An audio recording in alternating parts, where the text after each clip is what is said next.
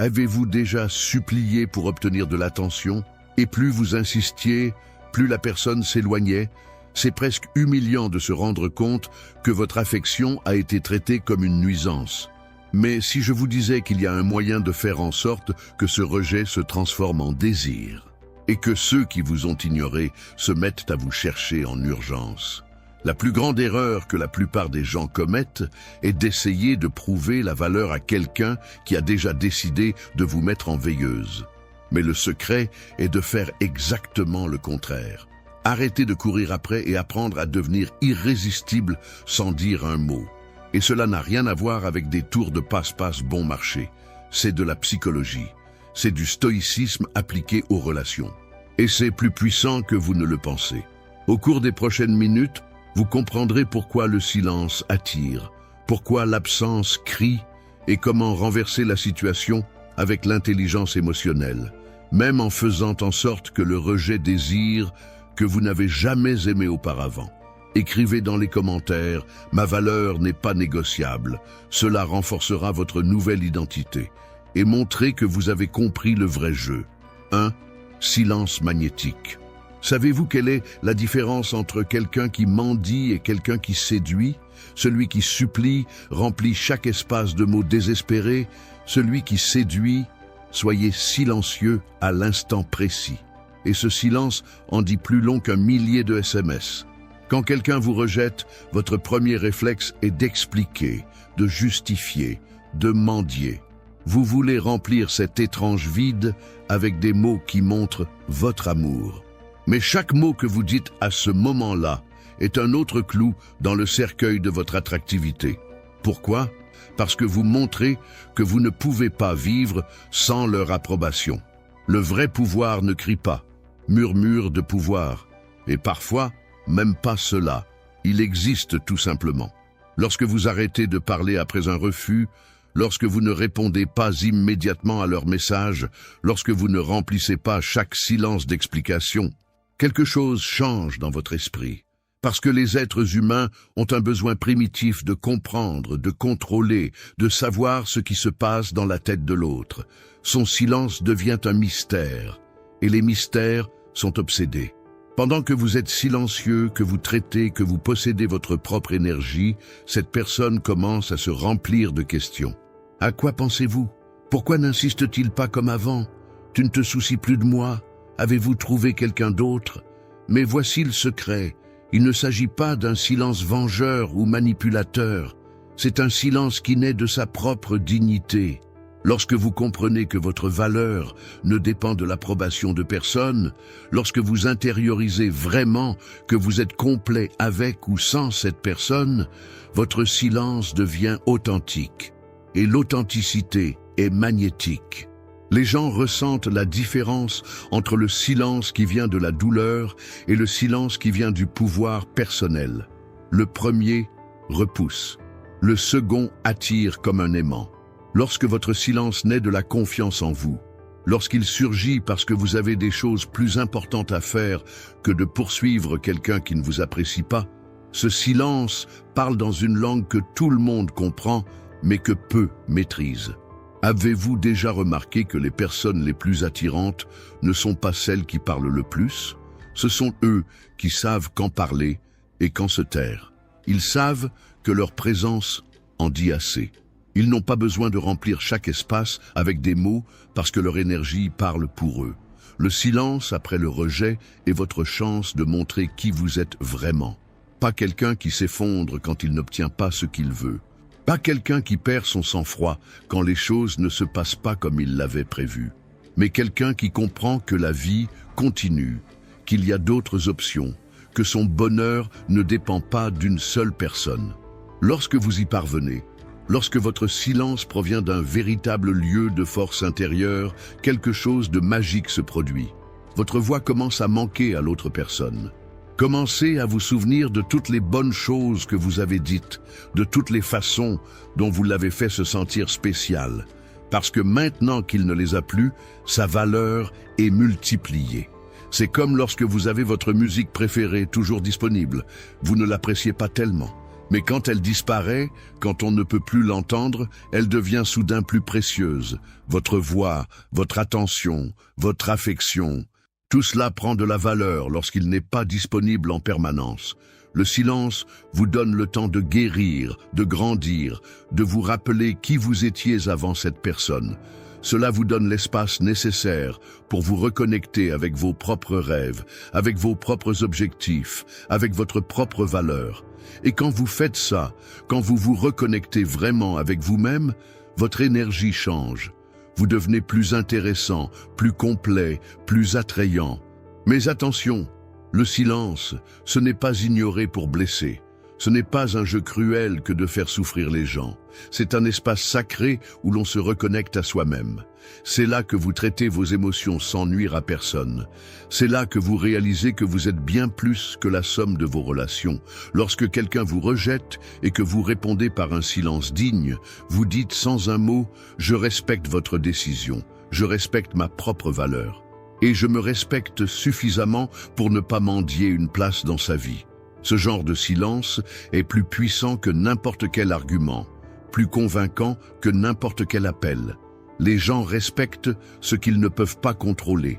Et s'ils ne peuvent pas contrôler leurs réactions, s'ils ne peuvent pas prédire leur comportement, s'ils ne peuvent pas manipuler leurs émotions avec leur rejet, vous avez donc leur attention, vous avez leur respect.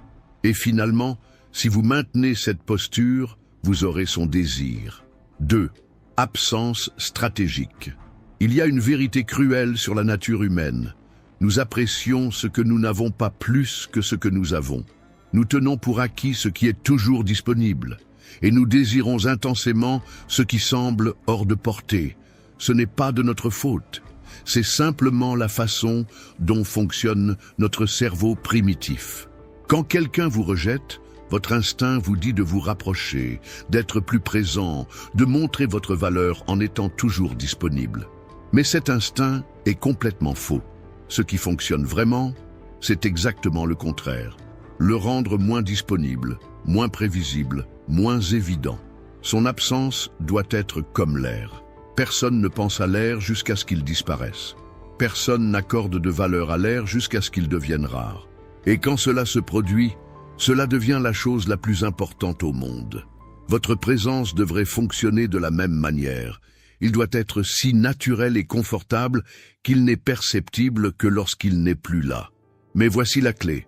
Son absence ne peut pas être dramatique. Cela ne peut pas être une crise de colère déguisée. Cela ne peut pas être une punition évidente. Il doit être organique, naturel, comme si vous aviez une vie si riche et si complète que vous ne pouvez pas être disponible tout le temps. Parce que la réalité est que vous devriez avoir cette vie. Lorsque vous vous éloignez après un rejet, lorsque vous cessez d'être cette présence constante dans votre vie, quelque chose d'intéressant se produit dans votre esprit. D'abord, il y a le soulagement. Il m'a finalement laissé tranquille, pourriez-vous penser, mais ce soulagement est temporaire. Bientôt vient la curiosité, donc l'agitation. Et finalement, si votre absence est authentique et constante, le désir vient. Pourquoi cela se produit-il ? Parce que les êtres humains sont des créatures d'habitude. Nous nous habituons aux bonnes choses. Nous nous habituons à l'attention, à l'affection, à la validation. Et lorsque ces choses disparaissent, notre cerveau se met en mode alerte. Que s'est-il passé? Pourquoi cela a-t-il changé? Qu'est-ce que j'ai fait de mal? Mais son absence ne doit pas être totale. Il ne s'agit pas de disparaître complètement et de ne jamais revenir. Il s'agit de créer une nouvelle dynamique où votre présence est un cadeau et non une garantie. Où votre temps et votre attention sont précieux parce qu'ils ne sont pas toujours disponibles. Imaginez que vous étiez comme un restaurant ouvert 24 heures sur 24. Toujours là, toujours disponible, toujours en attente. Maintenant, vous devez devenir ce restaurant spécial qui n'ouvre que certains jours, à certaines heures. Soudain, obtenir une table devient un privilège. Soudain, les gens apprécient davantage l'expérience parce qu'ils ne peuvent pas la voir quand ils le veulent. Son absence doit être pleine de vie qui lui est propre. Cela ne devrait pas être un vide triste où vous continuez à vous lamenter. Ce devrait être un espace où vous grandissez, où vous vous développez, où vous devenez la meilleure version de vous-même. Parce que lorsque vous revenez, même brièvement, il devrait être évident que vous faisiez quelque chose de précieux de votre temps. L'absence fonctionne parce qu'elle active la peur de la perte. Quand quelqu'un sait que vous serez toujours là, il n'y a pas d'urgence. Il n'est pas nécessaire de le noter aujourd'hui car demain, vous serez toujours disponible. Mais lorsque leur présence devient incertaine, lorsqu'ils ne peuvent pas prédire quand ils vous verront ou vous entendront, soudain, chaque rencontre devient plus significative. Il ne s'agit pas de manipulation, c'est de la psychologie naturelle. C'est comme ça que nous travaillons tous. Pensez à votre plat préféré.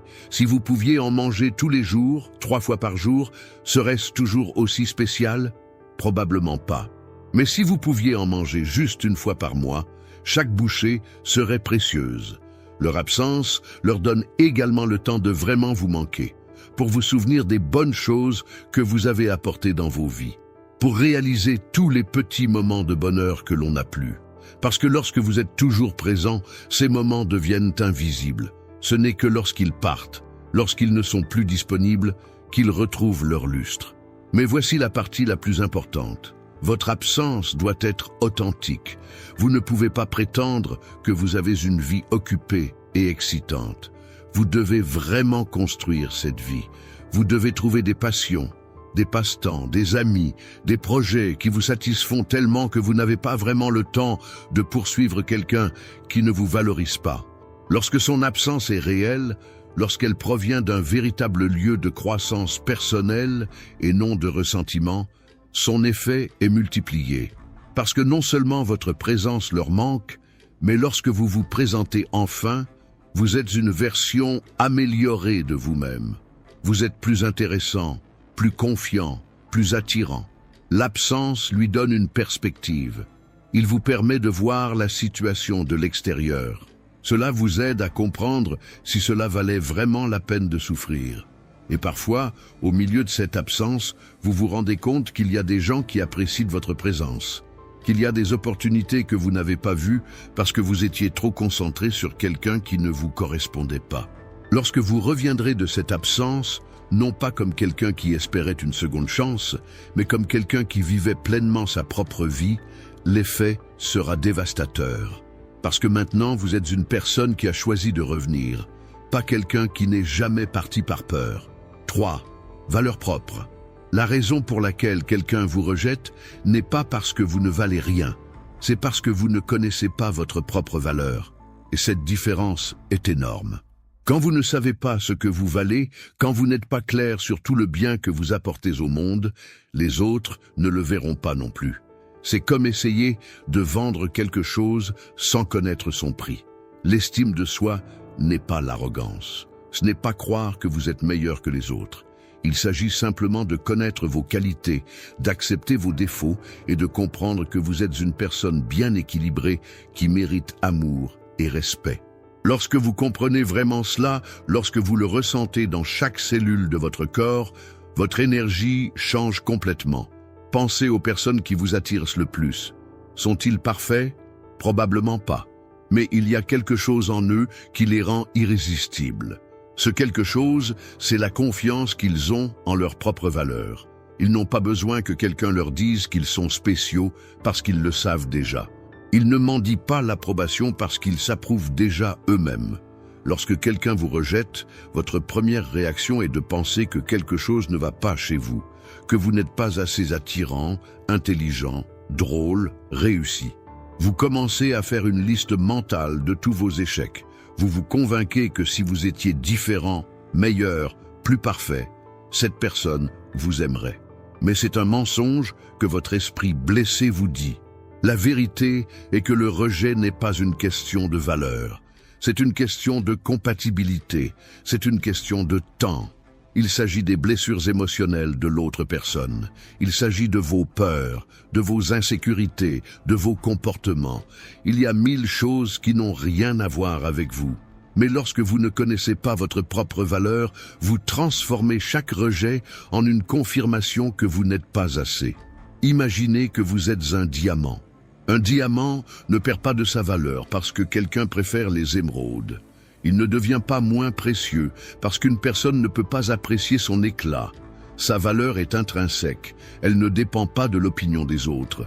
Vous êtes comme ça aussi. Sa valeur ne change pas parce que quelqu'un ne peut pas la voir. Lorsque vous comprenez vraiment votre valeur, lorsque vous la ressentez profondément, votre comportement change.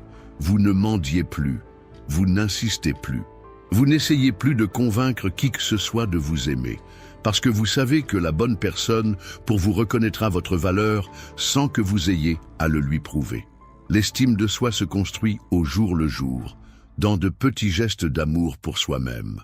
Lorsque vous vous traitez avec respect, quand vous n'acceptez pas les miettes d'attention, lorsque vous définissez des limites saines, lorsque vous choisissez de vous entourer de personnes qui vous apprécient, lorsque vous investissez dans votre développement personnel, lorsque vous poursuivez vos rêves, même si personne d'autre ne les comprend, chaque fois que vous vous défendez avec dignité, chaque fois que vous dites non à quelque chose qui ne vous convient pas, chaque fois que vous choisissez votre bien-être plutôt que le confort des autres, vous renforcez votre estime de soi.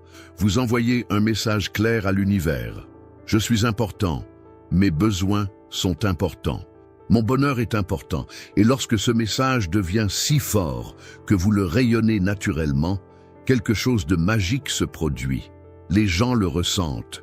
Ils peuvent avoir l'impression que vous n'êtes pas quelqu'un qui cherche désespérément de l'amour. Ils peuvent avoir l'impression que vous avez des schémas, que n'importe qui ne peut pas accéder à votre monde émotionnel. Et cela le rend incroyablement attrayant. L'estime de soi vous donne également la force de vous éloigner des situations qui ne vous conviennent pas. Cela vous donne le courage de dire « ce n'est pas pour moi » quand quelqu'un vous traite avec peu de respect. Cela vous donne la sagesse de reconnaître quand vous investissez votre énergie dans la mauvaise personne. Lorsque vous connaissez votre valeur, vous n'avez besoin de personne d'autre pour la valider.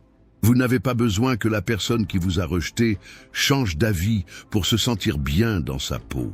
Vous n'avez pas besoin de leur approbation pour savoir que vous êtes digne d'amour. Cette liberté est enivrante. C'est la différence entre être esclave de l'opinion des autres et être le propriétaire de son propre bonheur. Et ce qui est beau, c'est que quand on connaît vraiment sa valeur, quand on la vit et qu'on la respire, les gens qui avaient l'habitude de vous rejeter commencent à vous voir différemment. Parce que maintenant vous projetez une énergie qui dit « je suis précieux » au lieu de « j'ai besoin que vous m'appréciez ». Et cette différence est magnétique. Mais vous ne le faites pas pour ramener cette personne. Vous le faites pour vous-même. Parce que vous méritez de connaître votre propre valeur. Parce que vous méritez de vous traiter avec l'amour et le respect que vous avez supplié des autres. Parce que vous méritez d'être libéré de la prison de l'approbation extérieure. L'estime de soi n'est pas quelque chose que vous avez ou que vous n'avez pas. C'est quelque chose que vous développez, que vous nourrissez, que vous protégez. C'est un muscle qui se renforce à l'usage. Chaque fois que vous respectez vos limites, chaque fois que vous donnez la priorité à votre bien-être, chaque fois que vous choisissez votre propre bonheur, ce muscle devient plus fort. Et quand ce muscle est fort, quand votre estime de soi est solide comme le roc, personne ne peut vous l'enlever, ni le rejet, ni la critique, ni l'opinion d'autrui, parce que vous savez qui vous êtes, vous savez ce que vous valez. Et ce n'est pas négociable. 4. Contrôle émotionnel. Vos émotions ne sont pas vos ennemis, ce sont des informations précieuses sur ce qui se passe dans votre monde intérieur. Mais quand vous ne savez pas comment les gérer, quand vous les laissez courir librement comme des chevaux sauvages, ils peuvent détruire tout ce que vous avez construit. Le contrôle émotionnel ne consiste pas à supprimer ce que vous ressentez. Il s'agit de choisir comment réagir à ce que vous ressentez. Lorsque quelqu'un vous rejette, une tempête émotionnelle éclate en vous. Vous ressentez de la douleur, de la colère, de la confusion, du désespoir. Vous avez envie de crier, de pleurer, de mendier, d'attaquer. Toutes ces émotions sont valables, ils sont humains, ils sont normaux. Le problème, c'est de ne pas les ressentir. Le problème est d'agir sur eux sans aucun filtre. La personne qui maîtrise ses émotions n'est pas celle qui ne ressent rien. C'est celui qui ressent profondément, mais qui choisit judicieusement comment réagir. C'est un film qui peut brûler à l'intérieur, mais qui reste calme à l'extérieur. C'est elle qui traite ses sentiments en privé avant de décider quoi en faire. Imaginez que vos émotions sont comme la météo. Vous pouvez avoir un orage intérieur avec des éclairs et du tonnerre, mais cela ne signifie pas que vous devez courir sous la pluie. Vous pouvez rester à la maison, regarder la tempête depuis la fenêtre, attendre qu'elle passe, et ce n'est qu'ensuite que vous décidez si vous voulez sortir ou non. Le contrôle émotionnel vous donne du pouvoir. Cela vous donne la possibilité de choisir votre réponse au lieu d'être victime de vos impulsions. Quand quelqu'un vous rejette et que vous ne réagissez pas avec désespoir, quand vous ne lui rugissez pas, quand vous n'envoyez pas de messages pleins d'émotions incontrôlées, vous montrez une force que peu de gens possèdent. Mais voici la partie délicate. Le contrôle émotionnel ne vient pas naturellement, c'est une compétence que vous devez développer. C'est comme apprendre à jouer du piano. Au début, vos doigts n'obéissent pas, les notes sonnent mal, tout semble impossible. Mais avec de la pratique, de la patience, du dévouement, vous pouvez finalement créer de la belle musique. La première clé du contrôle émotionnel est la pause. Lorsque vous sentez que les émotions vous dominent, lorsque vous avez envie de réagir immédiatement, arrêtez-vous, respirez profondément, comptez jusqu'à 10, promenez-vous, appelez un ami, faites n'importe quoi, sauf réagir à partir de cet endroit de douleur. Cette pause est sacrée. Dans cet espace entre le sentiment et l'action, c'est là que réside votre pouvoir. C'est là que vous pouvez choisir qui vous voulez être. C'est à ce moment-là que vous pouvez décider de réagir comme une personne blessée ou comme une personne forte. Le contrôle émotionnel signifie également reconnaître que vos émotions sont temporaires. La douleur que vous ressentez maintenant ne durera pas éternellement. La colère qui le consume aujourd'hui s'apaisera demain. Le désespoir qui l'étouffe aujourd'hui diminuera avec le temps. Lorsque vous comprenez cela, lorsque vous croyez vraiment, il est plus facile de ne pas prendre de décisions permanentes basées sur des sentiments temporaires. La deuxième clé est la perspective. Lorsque vous êtes au milieu d'une tempête émotionnelle, tout semble plus grand qu'il ne l'est réellement. Ce rejet ressemble à la fin du monde. Cette personne devient la seule source possible de bonheur. Mais quand on prend du recul, quand on regarde la situation d'en haut, on se rend compte que ce n'est qu'une autre expérience dans sa vie. La troisième clé est l'acceptation. Vous ne pouvez pas contrôler ce que vous ressentez, mais vous pouvez contrôler ce que vous faites avec ce que vous ressentez. Acceptez que vous êtes blessé. Acceptez que vous êtes en colère. Acceptez que vous êtes confus. N'essayez pas d'être parfait. Essayez simplement d'être conscient. Lorsque vous maîtrisez vos émotions, lorsque vous ne les laissez pas vous contrôler, vous projetez une énergie très puissante. Les gens peuvent avoir l'impression que vous n'êtes pas quelqu'un qui s'effondre face à l'adversité. Ils peuvent avoir l'impression que vous avez une force intérieure, que vous pouvez gérer des situations difficiles avec dignité. Et c'est incroyablement attrayant. Parce que nous voulons tous être avec quelqu'un qui est stable, qui ne nous fait pas marcher sur des œufs, qui n'explose pas émotionnellement à chaque fois que quelque chose ne se passe pas comme prévu. Nous voulons être avec quelqu'un qui est notre refuge, pas notre tempête constante. Le contrôle émotionnel vous donne de la crédibilité. Lorsque vous décidez enfin de tendre la main à cette personne qui vous a rejeté, lorsque vous avez enfin une conversation, vos mots ont du poids parce qu'ils ne viennent pas d'un lieu de désespoir. Ils viennent d'un lieu de clarté, de force, d'équilibre. Mais rappelez-vous, le contrôle émotionnel n'est pas la froideur. Il ne s'agit pas de devenir une personne sans sentiment. C'est devenir une personne qui ressent profondément, mais qui agit avec sagesse. C'est garder le cœur ouvert, mais l'esprit clair. C'est être vulnérable, mais pas impuissant. La personne qui vous a rejeté est habituée à des réactions émotionnelles incontrôlées. Il s'attend à des drames, des appels, des explosions. Quand vous ne lui donnez rien de tout cela, quand vous gardez votre sang-froid, quand vous répondez avec une maturité émotionnelle, vous brisez ses attentes. Et cela lui fait prêter attention à vous d'une toute nouvelle manière. 5. Une énergie irrésistible. L'énergie que vous projetez est plus puissante que tous les mots que vous pouvez prononcer. C'est le langage silencieux qui parle directement au cœur des gens.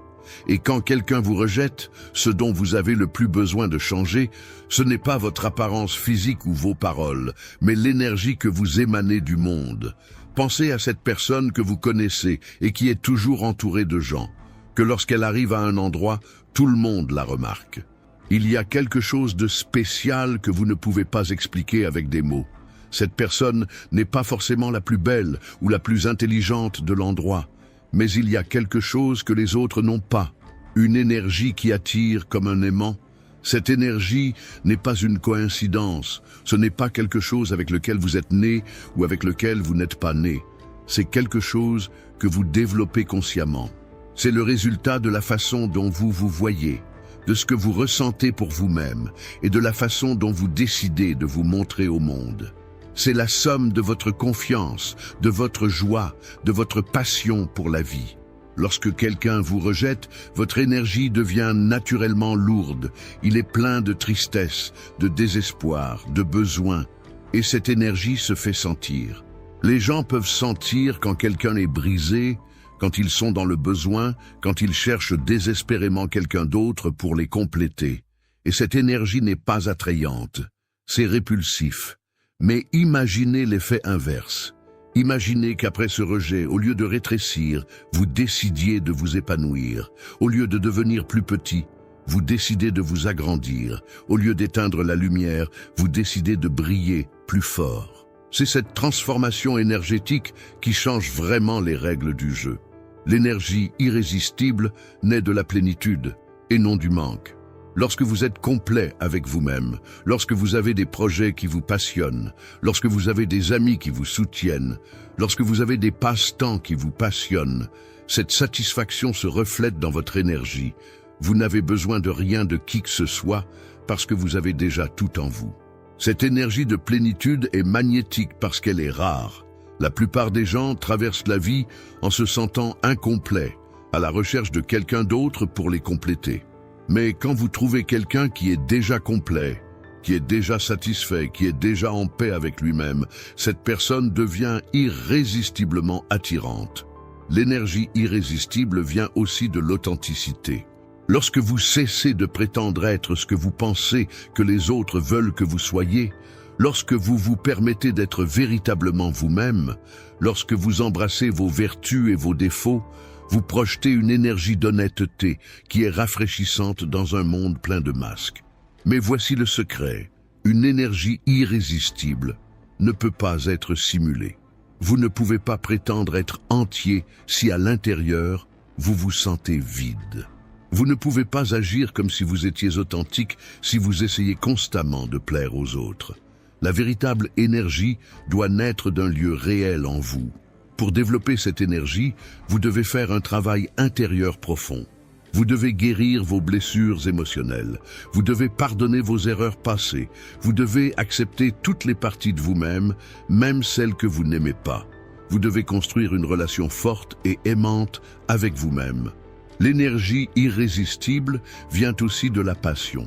Lorsque vous avez quelque chose qui vous excite vraiment, lorsque vous avez un but qui va au-delà de la recherche de l'amour, lorsque vous avez des objectifs qui vous font vous réveiller chaque matin avec enthousiasme, cette passion rayonne vers l'extérieur. Et la passion est contagieuse. Les gens veulent être proches de quelqu'un qui est vivant, qui est enthousiaste à propos de la vie, qui a du feu dans les yeux. Ils ne veulent pas être avec quelqu'un qui est en congé, qui est épuisé, qui attend que quelqu'un d'autre leur donne une raison de vivre. L'énergie passionnée éveille la passion chez les autres. Une autre source d'énergie irrésistible est la gratitude. Lorsque vous appréciez vraiment ce que vous avez, lorsque vous trouvez de la beauté dans les petites choses, lorsque vous ne prenez pas les cadeaux de la vie pour acquis, cette gratitude transforme votre énergie. Cela le rend plus lumineux, plus chaud et plus attrayant. L'énergie irrésistible comprend également une part de mystère. On ne dit pas tout. Vous n'êtes pas disponible pour tout le monde, tout le temps. Vous conservez des parties de vous-même pour les personnes qui les méritent vraiment. Vous avez de la profondeur, des couches, de beaux secrets que vous ne partagez qu'avec ceux qui ont gagné votre confiance.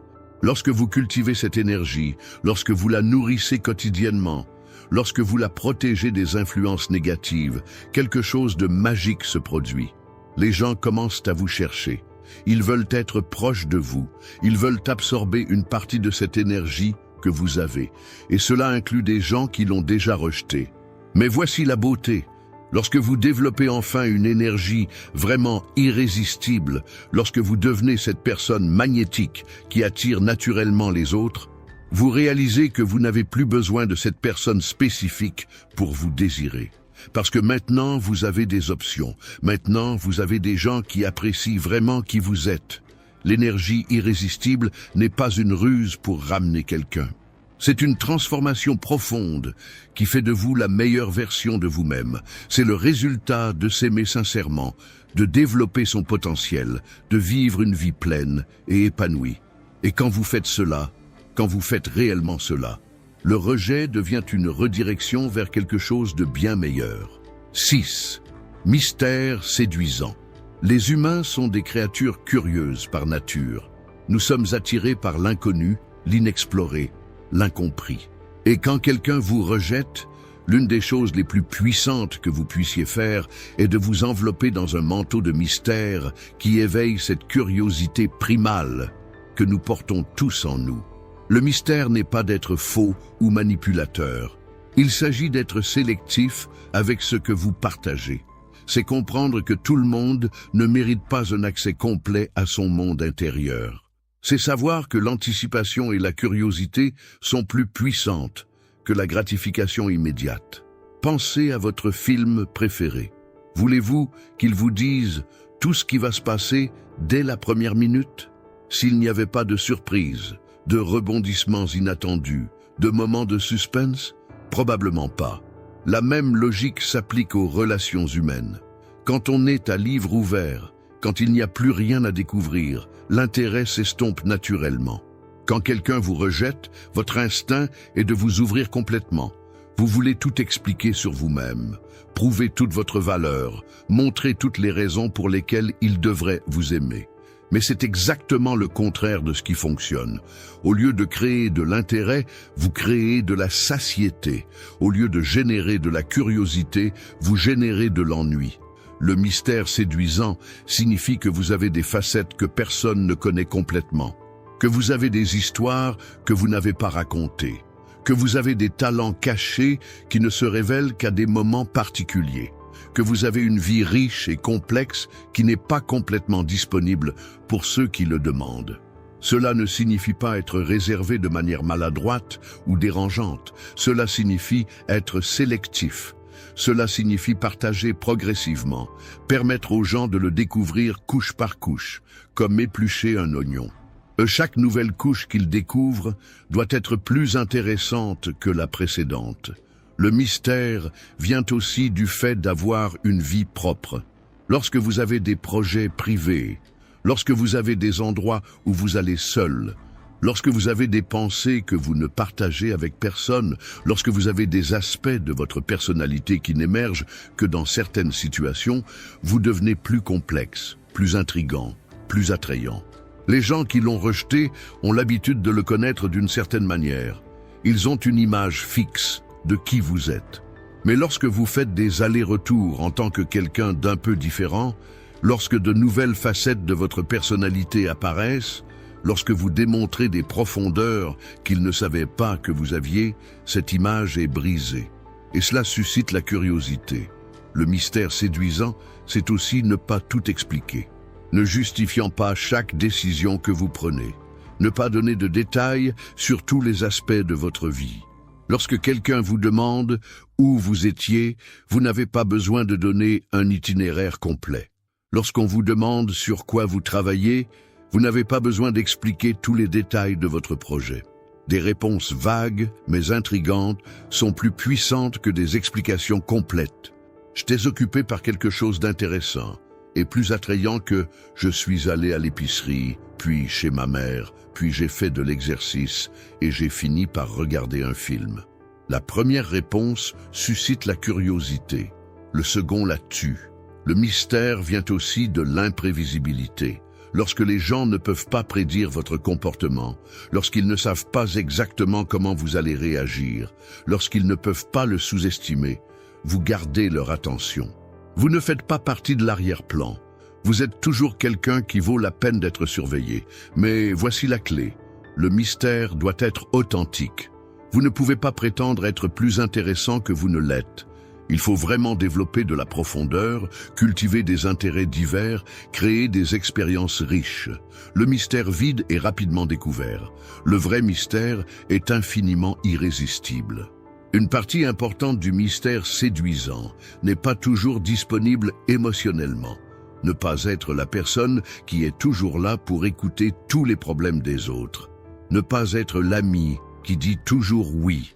Fixer des limites claires sur le moment et la manière dont les gens peuvent accéder à votre énergie émotionnelle. Le mystère signifie également ne pas révéler tous vos sentiments tout de suite. N'avouez pas votre amour à la première occasion. Ne pas montrer toutes vos cartes au premier tour. Permettre aux gens de se demander ce que vous ressentez vraiment. Devoir travailler un peu pour gagner leur affection. Lorsque vous cultivez cet air de mystère, lorsque vous devenez quelqu'un qui ne peut pas être complètement déchiffré, les personnes qui vous rejetaient auparavant commencent à vous voir avec des yeux différents. Ils se demandent ce qui a changé. Ils se demandent ce qu'il manque. Ils se demandent s'ils l'ont vraiment connu avant. Et cette curiosité est addictive. Une fois que vous suscitez cet intérêt, une fois que vous plantez cette graine d'intrigue, il est très difficile de l'ignorer. Les gens voudront en savoir plus. Ils voudront comprendre ce qui vous rend différent. Ils voudront découvrir ce qu'il y a derrière cette nouvelle version de vous. Le mystère séduisant n'est pas un jeu cruel. C'est une forme d'art. C'est la différence entre être une chanson à 3 accords et être une symphonie complexe. Les deux peuvent être beaux, mais un seul retient l'attention pendant des heures. Un seul invite à être entendu encore et encore, en découvrant à chaque fois de nouvelles nuances. 7. Une indifférence intelligente. L'indifférence intelligente est peut-être l'arme la plus puissante de l'arsenal de l'attraction humaine. Mais attention, ce n'est pas de la cruauté déguisée. Ce n'est pas de la froideur calculée. C'est une façon sophistiquée de montrer que votre bonheur et votre valeur ne dépendent pas de l'approbation d'une personne en particulier. C'est la différence entre ne pas s'en soucier et ne pas avoir besoin qu'on s'occupe d'elle. Lorsque quelqu'un vous rejette, votre premier réflexe est de montrer à quel point vous vous souciez de vous. Vous voulez qu'ils sachent à quel point vous les aimez, à quel point vous avez besoin d'eux, à quel point leur rejet vous blesse. Mais cette manifestation d'intérêt désespéré a l'effet inverse de ce que vous recherchez. Au lieu de le rendre plus attrayant, il le rend moins désirable. L'indifférence intelligente fonctionne parce qu'elle défie l'ego de l'autre personne. Les êtres humains ont un besoin fondamental de se sentir importants, de savoir que nous avons un impact sur la vie des autres. Lorsque quelqu'un qui vous harcelait auparavant montre soudainement de l'indifférence à votre égard, votre cerveau se met en mode alerte. Que s'est-il passé? Pourquoi ne se soucie-t-il plus de moi? Ne suis-je pas aussi spécial que je le pensais? Mais voici la clé. Votre indifférence doit être réelle. Vous ne pouvez pas faire semblant de ne pas vous en soucier pendant que vous mourrez. Vous ne pouvez pas faire comme si vous étiez indifférent en attendant secrètement que cette personne change d'avis. L'indifférence authentique ne vient que lorsque vous avez vraiment guéri, lorsque vous avez vraiment trouvé votre valeur personnelle, lorsque vous avez vraiment d'autres options. L'indifférence intelligente ne signifie pas être grossier ou cruel. Cela signifie être poli, mais indifférent, amical, mais pas disponible, poli, mais pas intéressé. C'est comme traiter cette personne comme vous traiteriez une simple connaissance, avec un respect de base, mais sans investissement émotionnel particulier. Cette attitude est d'une efficacité redoutable, car elle va à l'encontre de toutes les attentes. La personne qui l'a rejetée s'attend à un drame. Attendez les supplications. Attendez-vous à ce que vous fassiez du bruit ou que vous vous effondriez émotionnellement. Lorsque vous faites preuve de calme, lorsque vous répondez à leur rejet par un simple « je comprends, passez une bonne journée », vous brisez leur script mental. L'indifférence intelligente vous protège également émotionnellement. Cela vous donne de l'espace pour guérir sans la pression constante de prouver votre valeur. Il vous permet de gérer vos sentiments en privé sans entendre parler de la personne qui vous a blessé. Cela vous donne la liberté d'explorer d'autres options sans avoir l'impression de tromper votre véritable amour. Mais développer une véritable indifférence nécessite un travail intérieur profond. Cela exige que vous compreniez vraiment qu'une personne ne peut pas déterminer votre valeur. Cela vous oblige à construire une vie si riche et épanouissante qu'aucun rejet ne peut détruire votre bonheur. Cela vous oblige à développer un état d'esprit d'abondance plutôt que de pénurie. La mentalité d'abondance est cruciale pour l'indifférence intelligente. Lorsque vous croyez vraiment qu'il y a beaucoup de gens merveilleux dans le monde, lorsque vous comprenez que l'amour n'est pas une ressource limitée, lorsque vous savez que vous avez beaucoup à offrir et que quelqu'un vous appréciera, alors le rejet d'une personne spécifique devient sans importance. L'indifférence intelligente signifie aussi ne pas chercher à se venger. N'essayez pas de faire en sorte que l'autre personne se sente mal. Ne publiez pas sur les réseaux sociaux des choses conçues pour créer de la jalousie. Ne pas raconter d'histoires calculées pour atteindre vos oreilles. Vivez simplement votre vie comme si cette personne était une note de bas de page dans votre histoire, et non le chapitre principal. Ce genre d'indifférence est magnétique parce qu'il démontre une force émotionnelle. Cela montre que vous êtes quelqu'un qui peut gérer le rejet avec grâce. Puissiez-vous ne pas vous effondrer lorsque les choses ne se passent pas comme prévu, que vous avez la maturité émotionnelle nécessaire pour aller de l'avant sans créer de drame. Les gens respectent la force, et plus que de le respecter, ils le trouvent attirant. Quand ils voient qu'ils ne peuvent pas vous détruire, qu'ils ne peuvent pas vous faire mendier, qu'ils ne peuvent pas vous réduire à une version désespérée d'eux-mêmes, ils commencent à vous voir avec des yeux différents. Ils commencent à se demander s'ils n'ont pas fait une erreur. L'indifférence intelligente comprend également le fait de ne pas chercher d'informations sur cette personne. Ne demandez pas à des amis communs comment ils vont. Ne vérifiez pas vos médias sociaux de manière obsessionnelle. Ne passez pas devant des endroits où vous savez que vous serez. Coupez-vous complètement de votre orbite émotionnelle jusqu'à ce que vous puissiez vraiment être proche sans ressentir quoi que ce soit de spécial. C'est crucial parce que la véritable indifférence ne peut coexister avec l'obsession secrète. Si vous continuez à surveiller chacun des mouvements de cette personne, si vous analysez toujours chaque interaction qu'elle a, si vous continuez à attendre des signes qu'elle a changé d'avis, alors vous n'avez pas atteint la véritable indifférence. Vous faites juste semblant. L'indifférence intelligente lui donne un pouvoir de négociation. Lorsque vous n'avez pas vraiment besoin de cette personne dans votre vie, lorsque vous pouvez vraiment vivre heureux avec ou sans elle, alors quelle que soit l'approche qu'elle vous fera, elle le sera à partir d'une position de force et non de faiblesse. Et voici ce qui est beau. Lorsque vous atteignez enfin la véritable indifférence, lorsque vous n'avez pas vraiment besoin que cette personne vous aime pour vous sentir entier, c'est généralement à ce moment-là qu'elle commence à vous chercher. Parce que maintenant, vous êtes un défi. Maintenant, vous êtes quelqu'un qu'ils ne peuvent pas prendre pour acquis. Maintenant, vous êtes quelqu'un qui doit vraiment être mérité. Mais d'ici là, si vous avez bien fait le travail, si vous avez construit une vie pleine et épanouissante, vous vous rendrez peut-être compte que vous ne voulez plus être recherché, que vous avez trouvé quelque chose de mieux, que vous avez trouvé des gens qui vous appréciaient dès le début, sans avoir besoin de jeux psychologiques. L'indifférence intelligente n'est pas une stratégie pour faire revenir quelqu'un, c'est un outil pour récupérer. C'est un moyen de retrouver votre pouvoir, votre dignité, votre respect de soi.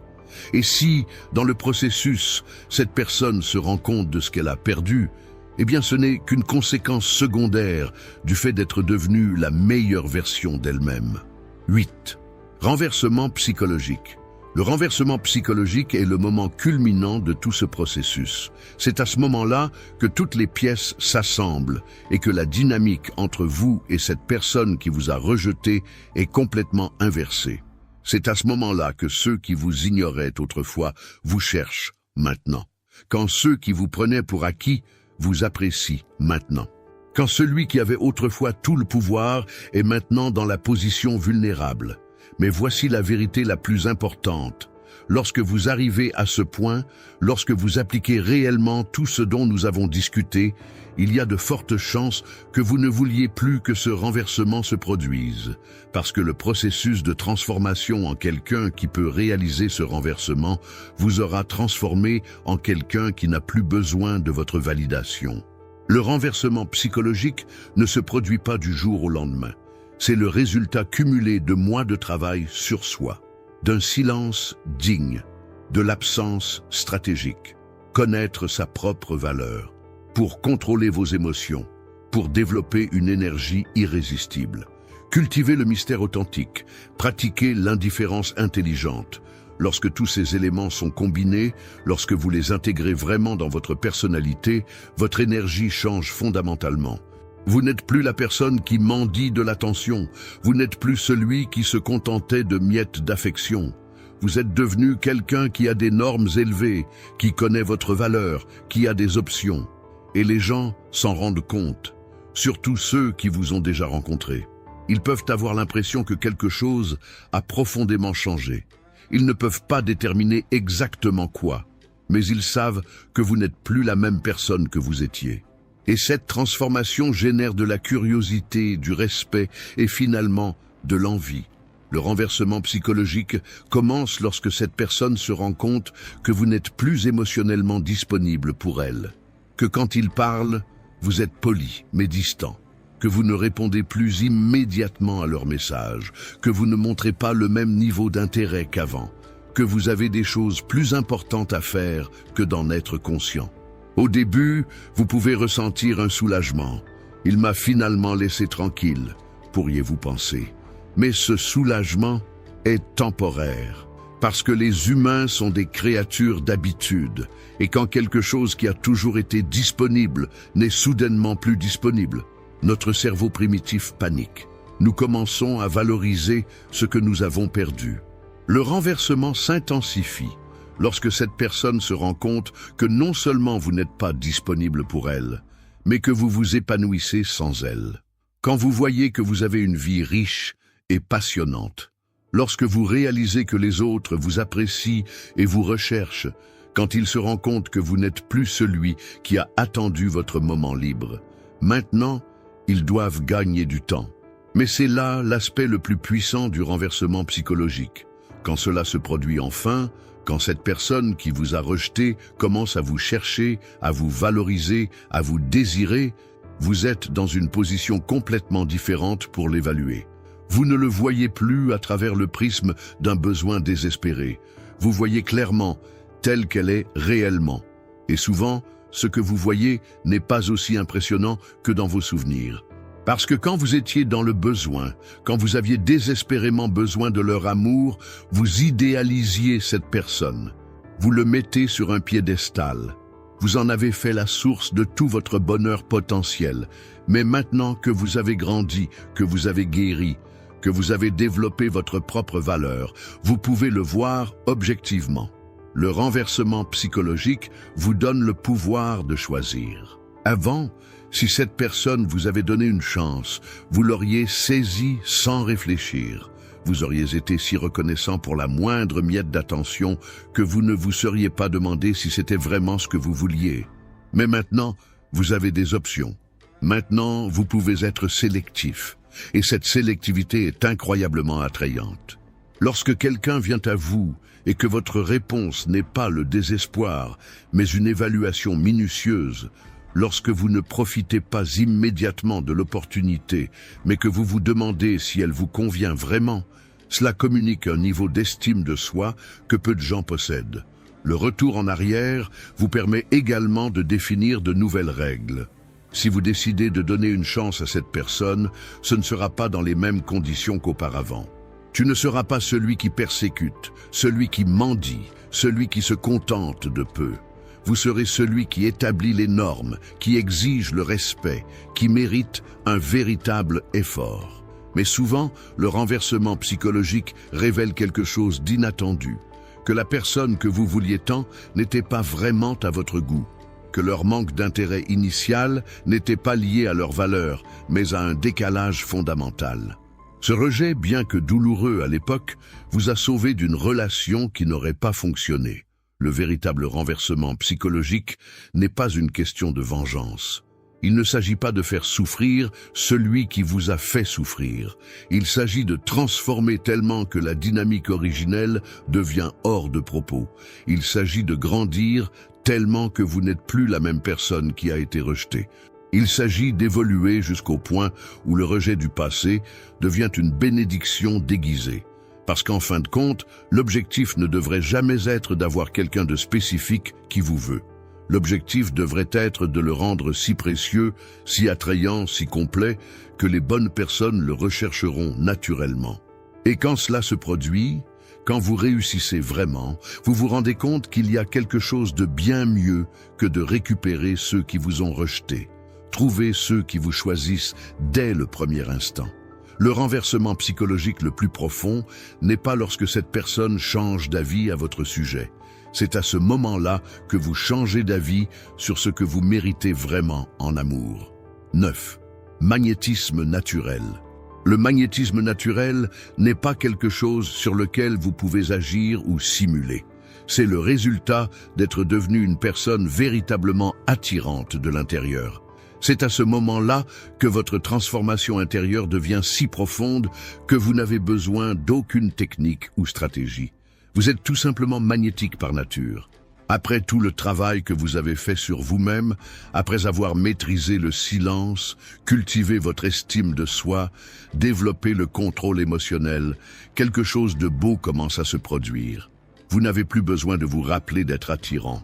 Vous n'avez plus à lutter pour projeter la confiance. Vous êtes, tout simplement, parce que vous avez changé à partir des racines. Le magnétisme naturel provient d'une authenticité totale. Lorsque vous n'essayez plus d'impressionner qui que ce soit, lorsque vous n'agissez plus pour obtenir l'amour, lorsque vous êtes qui vous êtes vraiment, sans excuses ni masque, vous rayonnez une énergie qu'il est impossible d'ignorer. Les gens peuvent sentir quand quelqu'un est authentique et que l'authenticité est comme du miel pour les abeilles. Pensez aux personnes les plus magnétiques que vous connaissez. Ils ne sont pas parfaits. Souvent, ils ne sont même pas les plus beaux physiquement. Mais ils ont quelque chose qui les rend spéciaux. Ce quelque chose, c'est le confort total avec soi-même. C'est l'absence de besoins désespérés. C'est la présence d'une paix intérieure que les autres souhaitent expérimenter. Lorsque vous développez un magnétisme naturel, vous ne courez pas après quelqu'un d'autre. Les gens vous cherchent. Plus besoin de rugir pour attirer l'attention. L'attention se dirige naturellement vers vous. Vous n'avez plus besoin de prouver votre valeur. Sa valeur est si évidente qu'elle parle d'elle-même. C'est comme si vous aviez changé votre fréquence énergétique et que vous étiez maintenant à l'écoute des gens qui le méritent vraiment. Le magnétisme naturel signifie également que tout le monde ne sera pas attiré par vous et c'est tout à fait normal. En fait, c'est l'idéal. Parce que lorsque vous êtes vraiment vous-même, vous attirez les bonnes personnes et repoussez les mauvaises. C'est un filtre naturel qui permet d'économiser du temps, de l'énergie et de la douleur émotionnelle. Ce type de magnétisme comprend une présence calme mais puissante. Vous n'avez pas besoin d'être la personne la plus bruyante de l'endroit pour vous faire remarquer. Vous n'avez pas à rivaliser pour attirer l'attention. Votre simple présence suffit. Les gens se sentent mieux quand ils sont autour de vous. Ils se sentent plus calmes, plus inspirés, plus vivants. Le magnétisme naturel naît d'avoir guéri vos blessures émotionnelles. Lorsque vous ne portez plus la douleur non résolue, lorsque vous avez pardonné à ceux qui vous ont blessé, lorsque vous avez fait la paix avec votre passé, cette liberté émotionnelle se fait sentir. Vous ne projetez pas le besoin, l'amertume ou le désespoir. Vous projetez l'accomplissement. Cela vient aussi d'avoir une vision claire de ce que l'on veut dans la vie. Lorsque vous avez des objectifs qui vont au-delà de la recherche de l'amour, lorsque vous avez des passions qui vous émeuvent, lorsque vous avez un but qui vous donne un sens, cette direction intérieure devient un magnétisme externe. Les gens veulent être avec quelqu'un qui sait où ils vont. Mais voici ce qu'il y a de bien avec le magnétisme naturel. Il n'est pas sélectif. Vous ne l'allumez pas et ne l'éteignez pas en fonction de qui est autour. C'est cohérent. Vous êtes tout aussi magnétique avec le serveur du restaurant qu'avec votre béguin, parce que votre magnétisme ne vient pas de la volonté d'accomplir quelque chose. Cela vient du fait d'être quelqu'un de précieux. Le magnétisme naturel comprend également la capacité de faire en sorte que les autres se sentent spéciaux sans se perdre dans le processus. Vous pouvez donner de l'amour, de l'attention et de l'affection sans devenir désespéré ou nécessiteux.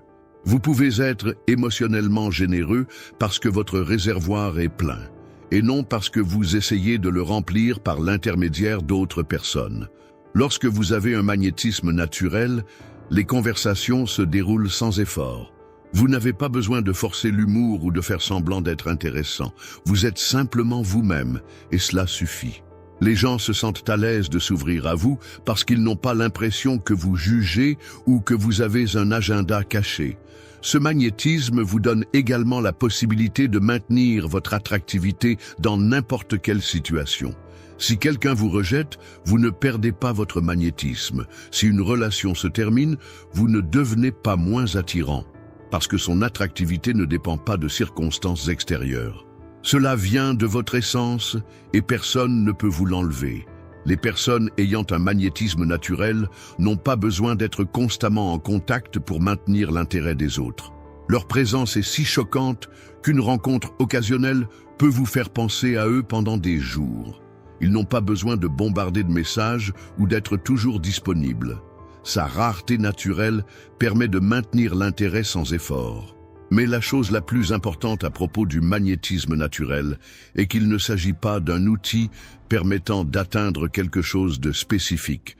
Vous ne le développez pas pour reconquérir celui qui vous a rejeté. Vous le développez parce que vous méritez d'être la meilleure version de vous-même. Et quand vous faites cela, quand vous devenez vraiment cette personne magnétique, vous constatez souvent que ce que vous pensiez vouloir n'est plus ce dont vous avez vraiment besoin. Le magnétisme naturel offre des options. Il vous donne la liberté de choisir. Cela vous donne la confiance nécessaire pour rejeter ce qui ne vous convient pas. Il vous donne la sagesse de reconnaître le véritable amour lorsqu'il apparaît. Et plus important encore, cela vous donne la possibilité de profiter tellement de votre propre compagnie que vous n'aurez plus jamais à mendier la compagnie de quiconque. Lorsque vous développez enfin un magnétisme naturel, lorsqu'il devient une partie de qui vous êtes et non quelque chose que vous faites, vous réalisez que le rejet qui vous a tant blessé était en fait le plus grand cadeau que vous puissiez recevoir. Parce que cela vous a forcé à grandir, à guérir, à devenir quelqu'un qui attire naturellement l'amour que vous méritez vraiment. 10. Un amour de soi inébranlable. L'amour de soi inébranlable est le point culminant de tout ce voyage. C'est le point où vous n'avez plus besoin que quelqu'un vous aime pour vous sentir complet, parce que vous vous aimez si profondément et authentiquement que tout amour extérieur n'est qu'un bonus, pas un besoin désespéré. Cet amour-propre n'est pas de l'arrogance ou du narcissisme. Ce n'est pas penser que vous êtes meilleur que les autres. Il s'agit simplement de reconnaître votre valeur inhérente en tant qu'être humain.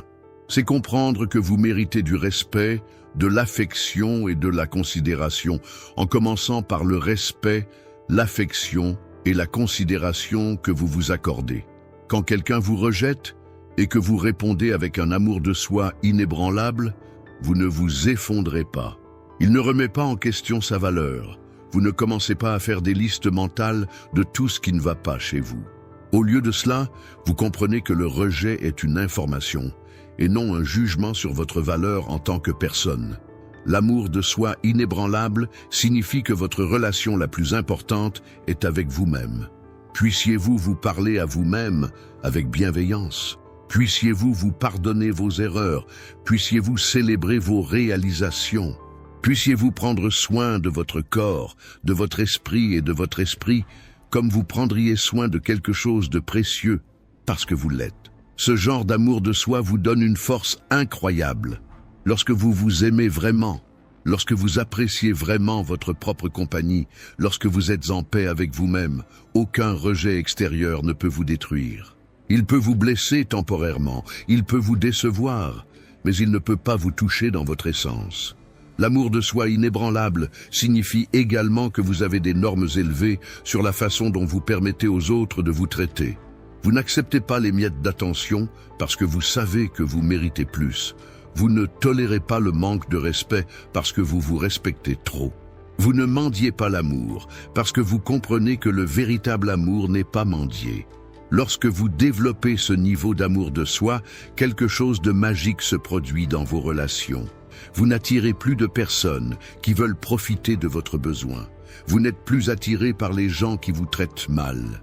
Au lieu de cela, vous attirez et êtes attiré par des personnes qui s'aiment aussi, qui ont aussi des normes élevées, qui recherchent également une connexion authentique et saine. L'amour de soi inébranlable ne se construit pas du jour au lendemain. C'est le résultat de milliers de petites décisions quotidiennes pour se faire plaisir avec bienveillance. Pour choisir des aliments qui nourrissent votre corps. Entourez-vous de personnes qui vous soutiennent.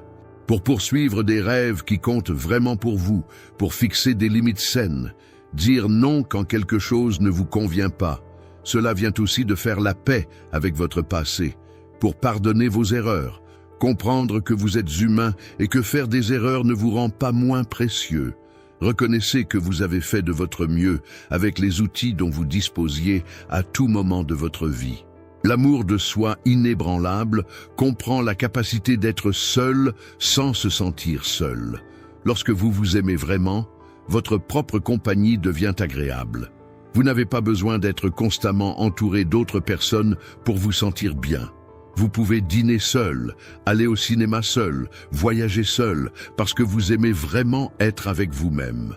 Ce type d'amour de soi vous donne également la force de vous éloigner des situations qui ne vous servent pas.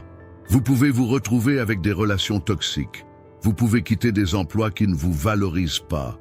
Vous pouvez vous éloigner des amis qui ne vous soutiennent pas. Parce que votre amour de soi est plus fort que votre peur d'être seul. Lorsque vous avez un amour de soi inébranlable, vous ne recherchez pas une validation externe constante. Vous n'avez pas besoin que les autres vous disent que vous êtes beau, intelligent, drôle ou précieux, parce que vous le savez déjà. Vous vous dites, vous le ressentez déjà dans chaque cellule de votre corps. Mais la plus belle chose à propos de l'amour de soi inébranlable, c'est qu'il vous donne la capacité d'aimer les autres plus purement. Lorsque votre réservoir émotionnel est plein, lorsque vous n'avez besoin de rien de personne, vous pouvez donner de l'amour sans attente. Vous pouvez aimer sans vous attacher. Vous pouvez en prendre soin sans devenir dépendant. Cet amour de soi vous protège également du rejet futur. Non pas parce que vous ne les sentirez pas, mais parce qu'ils ne vous détruiront pas. Lorsque quelqu'un ne vous choisit pas, vous comprenez qu'il s'agit de compatibilité, pas de votre valeur. Lorsqu'une relation se termine, vous la voyez comme une réorientation, pas comme un échec personnel. L'amour de soi inébranlable vous donne une perspective. Cela vous aide à voir qu'il y a des millions de personnes dans le monde et qu'une personne spécifique ne peut pas déterminer votre bonheur. Cela vous aide à comprendre que l'amour est abondant et non rare. Cela vous aide à vous rappeler que vous méritez quelqu'un qui vous choisit avec enthousiasme, pas quelqu'un qui a besoin d'être convaincu de votre valeur. Lorsque vous développez enfin un amour de soi inébranlable, lorsque cela devient votre état naturel et non quelque chose dont vous avez constamment besoin de vous rappeler, vous réalisez quelque chose d'incroyable. Vous n'avez plus besoin que cette personne qui vous a rejeté change d'avis, parce que vous avez changé. Vous avez grandi. Vous êtes devenu quelqu'un qui s'aime si complètement que tout amour qui entre dans votre vie le sera à partir d'une position de force et non de nécessité. Et c'est là la vraie victoire. Non pas pour récupérer celui qui l'a rejeté, mais pour récupérer. Ne pas amener quelqu'un d'autre à vous aimer, mais apprendre à l'aimer si profondément que tout amour supplémentaire n'est que la cerise sur le gâteau, pas le gâteau entier. L'amour de soi inébranlable est votre super pouvoir. C'est ce qui le rend vraiment irrésistible.